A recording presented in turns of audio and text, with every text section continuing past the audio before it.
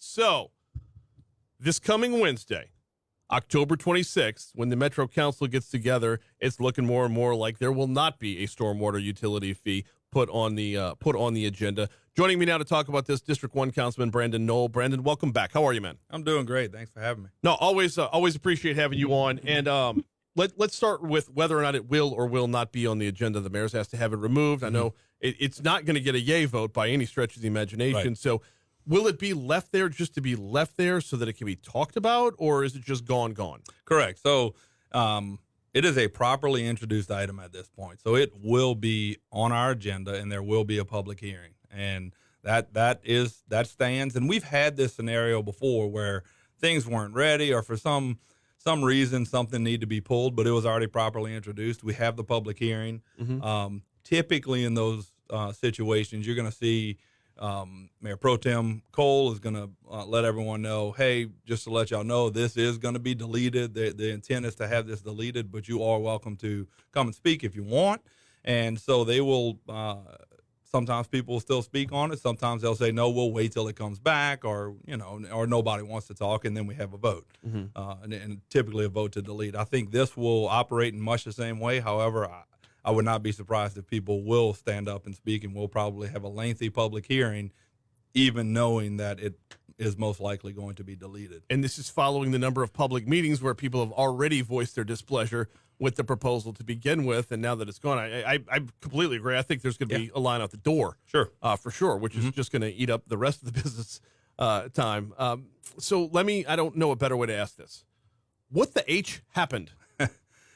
That's a good question. And we're trying to find out and get to the bottom of it. I think the approach was flawed. I had issue from the beginning with kind of the delivery of the whole thing and the timing, and it felt rushed from the beginning. I try to stay open-minded, listen to as many perspectives as possible. Mm-hmm.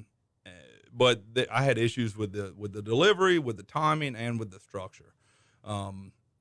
And so as we worked through it, I was getting questions answered. And then, many of us on the council and the public and the media kept feeling like, well, we get some questions answered, but there's this barrier, right? And this barrier kept, we all were under the impression was an NDA between a federal agency and the parish, right, city parish. And so,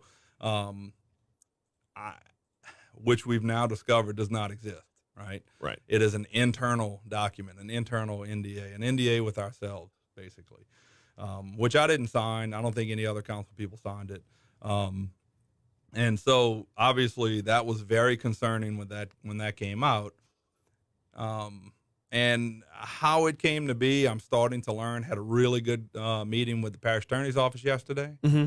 And so I'm seeing some of the origination of it and how and why. Still have some more questions on that. There is going to be records requests from myself and some other council members to try to see a little bit more about who knew what when. Okay. And but I think at the end of the day, there were parties that signed this NDA, and in my mind, after seeing a blank one, should have realized that this is an internal document and not between themselves and another party. There was no other signature points. Mm-hmm. There was no other. It didn't appear to be between a federal agency. So you got a situation where either you didn't read or understand what you were signing, or you did and you let the council, the public, and the media believe something different. And so I think either way, there's an issue. And I can tell you from my standpoint, I had a meeting on Monday with 212 constituents showed up. We had overflow at the Pride Cheneyville Library. Oh, yeah. And I'm speaking for myself here, but I articulated that point.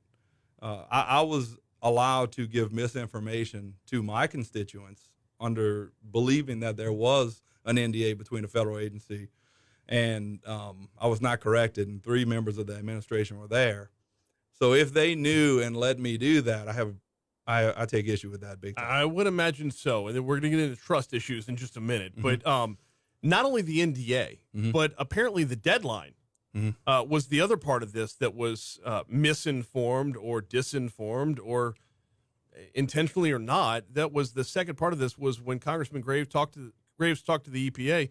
They said there was no hard and fast deadline on this, and yet we were pushed to say, if you don't get this done yesterday, the consequences are going to be dire. Right.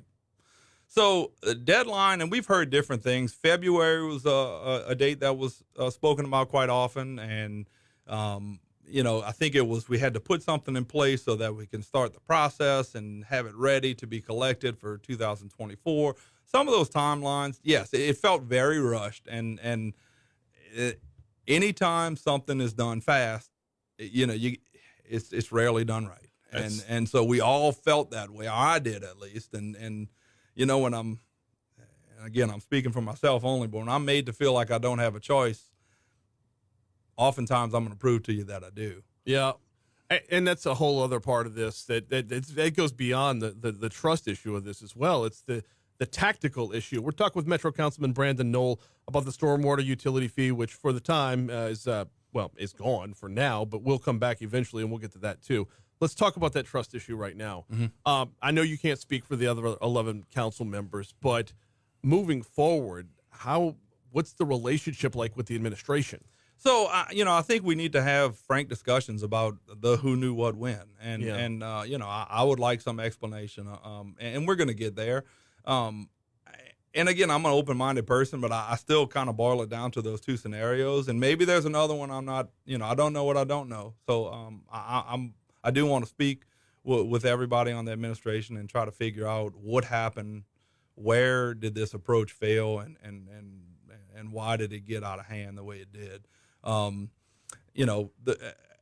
the start of this, there are real issues that we certainly would like to have taken care of that need to be addressed, and that's the frustrating part of this is the approach has now diminished the ability to really have a discussion the way it should have started from the beginning to really address the issues at hand. Oh no, 100%. And this is one that I've been harping on here the whole time is, if you try to strong arm somebody into doing something, if you try to force their hand and they push back, I'll give you a perfect example, and I know this isn't a direct comparison, but how many times did the previous administration trivialize the concerns of those that wanted to create an independent school district in the southeastern portion of the parish, in the unincorporated portion of the parish, and that eventually evolved into, bleep you, we're going to make our own city. Right. What was started as a genuine concern was pushed down, and it mushroomed into what we're seeing now with St. George. It being dismissive of genuine concerns can lead to far, far worse repercussions. Right. Sure. Yeah. So with that, tactics aside, trust aside, we do still have an issue with compliance with the Environmental Protection Agency. How do we address that moving forward? So I had a good conversation with Congressman Gray's office yesterday morning, and I think we're going to see him try to facilitate having some proper discussions, and the council will actually be brought to the table on what are our actual issues, things that we cannot find out because of an NDA that didn't exist, and what are our actual issues, and then so we can start maybe having a voice in how we can address them. Let's figure out these are the issues, and this is what the cost is to take care of those issues. Yeah. Not that some of the other stuff that may have been a part of this isn't needed, but maybe the cost is not as great as we would have thought. Maybe there's again, I don't know what I don't know, but that's my suspicion is maybe to address the actual issues that we have with the federal agencies. Just to address those or start on a path to address them isn't a $40 million a year situation. Well, we're going to get into, when we get into the weeds on this, and I had Kelvin Hill on the show to talk about what the fee was being used for. It came as a revelation to me that when you hear the term stormwater drainage or stormwater utility fee, you're thinking we don't want to flood again like we did in 2016. Right. But as I understand it, this is a lot more about cleaning water than shipping water out. So within that, obviously, we still need, the clean waterways, the cleared waterways, if you will. I don't know if there's a way to be proactive in that regard to keep more branches and or mattresses out of our creeks, Sure. but that would be part of it. ballooning a budget by more than 4 times itself, quadrupling a budget, that's not just getting Fred Rayford out there with a shovel and clearing things. Right. There's so much more. So how much of this is about cleaning the water? How much of this is about pollution? Because that's when I hear EPA, that's what I think first is pollution. And if that's the case, why are all property owners being taxed, a fee within a tax, whatever terminology? Why is this falling on, me and my neighbors when we're not the ones making the water dirty? Right. Yeah. So, and there's a component to that with the drainage the deferred maintenance, which is not this administration's fault. This has been going on for a long time. And credit to them, they're trying to address the deferred maintenance. The ARP dollars are going towards it, a huge portion. And some of this was addressing that. So it is facilitating taking care of issues that have been long-standing with the deferred maintenance on drainage. But we're not adding capacity. We're not changing the overall scope of our drainage system in doing this. You're right, because the issues at hand are about the cleanliness of the discharge based on what it's picking up when we have inundation. Right. Yeah. It goes into my lawn. It drains off down in the sewer under the road, and then it moves on from there. I have no stake in making it dirtier. Sure. So I don't know. These are all questions that can come up if you have time to actually review something. Right. And that's what I'm hoping for. So moving forward, this will likely still be out there for people to comment on Wednesday night. Yes. Beyond that, how do we prevent, as we're so want to do, we do this so often in Baton Rouge, the problem goes away for the time being, we stick it in the corner behind a bunch of boxes, and lo and behold, the 11th hour is going to roll around again, and we're going to find ourselves in the exact same position with the exact same shove down, and oh, by the way, this time we mean it. How do we avoid that? Right. So I think we avoid that by continuing this conversation and making sure that right now we start picking up, okay, we still have a problem, let's address it. And maybe let's do it in a different way, which we have to. And so, and then there's going to be, we have to make sure that that transparency is at the forefront for everyone, for the public, for the media, for the council, everyone. All cards on the table. Here's what we're dealing with. How do we address it? Not here's how we're going to address it. And this is your only choice. How do we address it? And I understand that's difficult sometimes to come with, okay, I have nothing to give me 12 opinions, but maybe, let's start here. Now, what do you think? What would you like to change? What would you change? Is undedicating other funds on the table for this? It should be. I mean, not to go full Dwight Hudson here, but I mean, that's. Hey, and credit Dwight. Dwight's the one who got Congressman Graves involved. Nice. Yeah. So good on him. The idea that this is going to be a bad example because I love my Goodwood Library, but we're not going to be under a consent decree from any kind of National Library Association. Like this is the EPA is going to mean business eventually, and we have money that can go that way if we choose to let it go that way. Sure. And I'd imagine the library, BRAC, Council on Aging have all seen what their portion of this proposed fee would have been. Oh yeah. So maybe they realize. No, totally. Sure.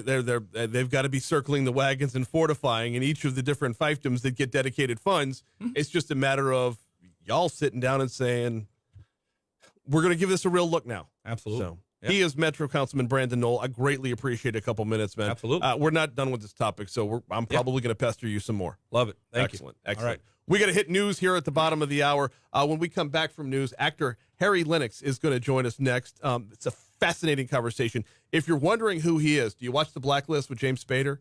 He's Harold Cooper, the guy that runs the whole outfit over there. Well, he's got a new movie out that it's not just about the movie.